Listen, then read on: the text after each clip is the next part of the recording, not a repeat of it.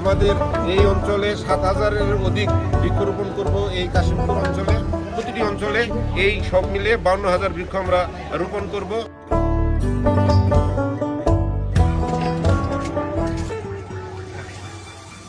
ছুটির দিনেও থেমে নেই গাজীপুর সিটি কর্পোরেশনের উন্নয়ন কার্যক্রম।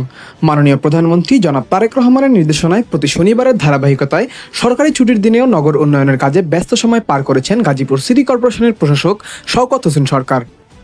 শনিবার সকাল ৯টা থেকে গাজীপুর সিটি কর্পোরেশনের অঞ্চল ৮ কাশিমপুরে শুরু হয় দিনব্যাপী বিভিন্ন উন্নয়নমূলক কার্যক্রম।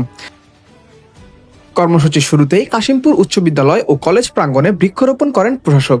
একই সঙ্গে শিক্ষার্থীদের মাঝে বিতরণ করেন বিভিন্ন প্রজাতির গাছের চারা। এরপর কাশিমপুর নদীর পাড়ে ঘাট নির্মাণ কাজের ভিত্তিপ্রস্তর স্থাপন করেন তিনি। পাশাপাশি সুরাবাড়ি এলাকার চুন ফ্যাক্টরির সামনে রাস্তায় দুই পাশে বৃক্ষরোপণ কর্মসূচিরও উদ্বোধন করা হয়। এ সময় প্রশাসক বলেন, দেশের পরিবেশ ও জলবায়ুর ভারসাম্য রক্ষায় বৃক্ষরোপণের কোনো বিকল্প নেই।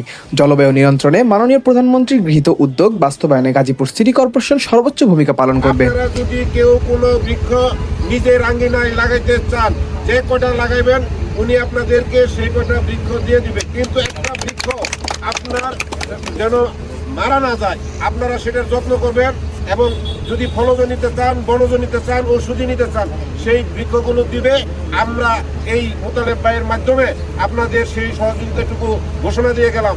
আপনারা আপনাদের পরিবেশ রক্ষার জন্য আপনার বাড়ির পাশে আঙ্গিনায় আপনি বৃক্ষ লাগান। দিনব্যাপী উন্নয়ন কার্যক্রমের অংশ হিসেবে কাশিমপুর এলাকায় মোট ২৮টি রাস্তার উন্নয়ন কাজের জন্য ১১টি ভিত্তিপ্রস্তর উদ্বোধন করেন প্রশাসক।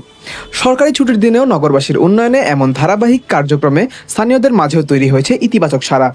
উন্নয়নের ধারাবাহিকতায় এগিয়ে যাচ্ছে গাজীপুর, আর পরিচ্ছন্ন, সবুজ ও আধুনিক নগর গড়ার প্রত্যয়ে কাজ করে যাচ্ছে গাজীপুর সিটি কর্পোরেশন।